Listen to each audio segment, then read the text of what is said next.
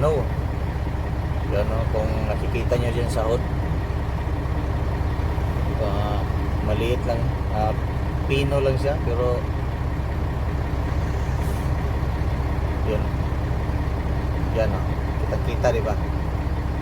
So parang mga butil ng bigas. So mga yelo yan. Kasi yung walang araw dito ngayon, cloudy yung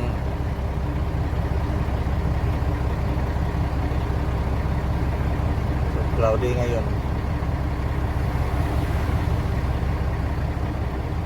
So sa kita nyo, isa tong truck, international truck yung dinala ko ngayon, kasi parang yung trailer na dinala ko sa likod, ilaw siya para yung mga sasakyan iiwas sa amin.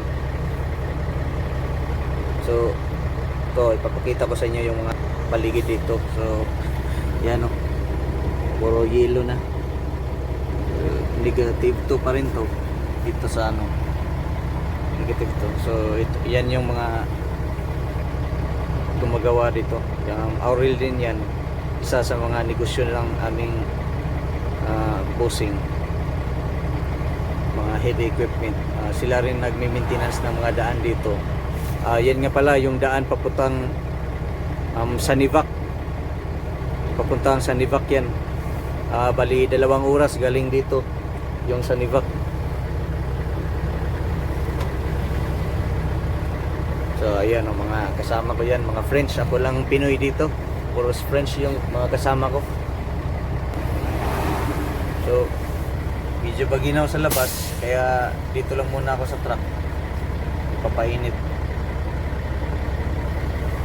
Yan mga kasama, mga French, hindi marunong English, kailangan pa ng translator para makapag-communicate ako sa kanila. Na lang, may ano na tayo, may cellphone na tayo na may internet, so madali lang sa atin na mag-translate into English to French, ganun. So, yun, painit lang muna ako dito kasi yun nga, malamig nga sa labas. Shoutout nga pala dyan sa mga kaibigan ko sa Pinas, si Michael, tapos yung mga kasamahan ko sa trabaho dati, pati yung mga kapatid ko. Shoutout sa lahat, pati sa asawa ko, sa anak ko. I miss you so much. Yan o, yan yung paligid dito. So kinukuha nila yung mga snow sa drainage para yun nga, para hindi tawag dito, para hindi mag-clog, bali yung mga dumi, yung mga kahoy, yung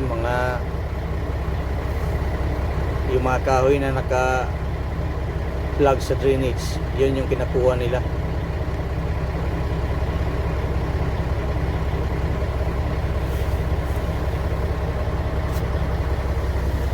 Diba? Yan, puro snow na yan. Ganyan yun sa labas.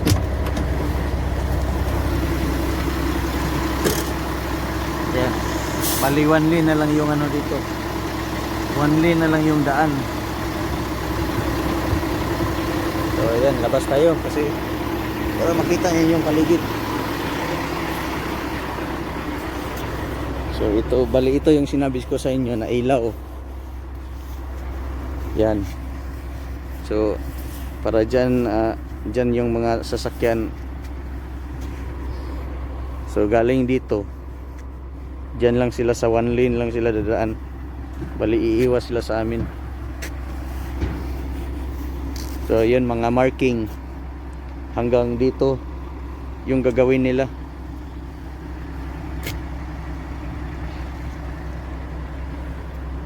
So ganito dito sa Canada, kailangan may guide yung mga sasakyan galing sa likod, para hindi nila madisturbo yung nag-aayos sa daan.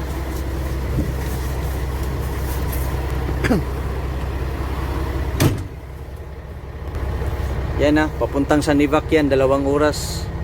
Diyan. 2 oras yung biyahe papunta sa Sanivac, galing dito. O galing Lamalbi, 3 oras. Lamalbi. Galing Quebec City, 3 oras. Yung biyahe patungong Sanivac. Parang doon nata si Namasayon at saka si ano,